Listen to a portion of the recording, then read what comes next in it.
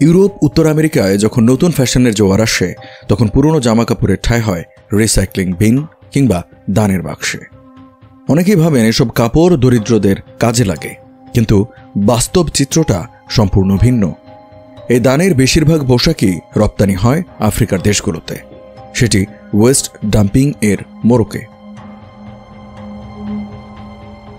Sustainable fashion ও green consumption এর বাণী শুনিয়ে নিজেদের পরিবেশ বান্ধব হিসেবে তুলে ধরতে চায় ইউরোপীয় ফ্যাশন ব্র্যান্ডগুলো। H&M এর মতো জায়ান্টরা বিজ্ঞাপনে দাবি করে তারা পুরনো পোশাক রিসাইক্লিং করছে এবং তৈরি করছে নতুন কাপড় বা পুনঃব্যবহারযোগ্য ফাইবার। কিন্তু সুইডিশ দৈনিক আফটনব্লাডেট এবং রয়টার্স এর অনুসন্ধানে উঠে এসেছে ভিন্ন চিত্র। তাদের তথ্য মতে বিশ্বব্যাপী ব্যবহৃত পোশাকের 70% শেষ পর্যন্ত যায় আফ্রিকার দেশগুলোতে।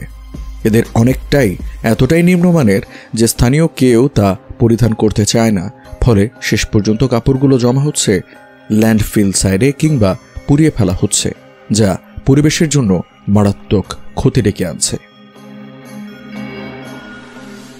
এর পরিপ্রেক্ষিতে প্রশ্ন ওঠে, এটা কি সত্যিই দান, নাকি উন্নত বিশ্বের তৈরি কাপড় বর্জ্যের ঠিকা দেওয়া হচ্ছে গরিব দেশগুলোর উপর? যে মহৎ উদ্যোগ মনে করে মানুষ পোশাক দান করছে,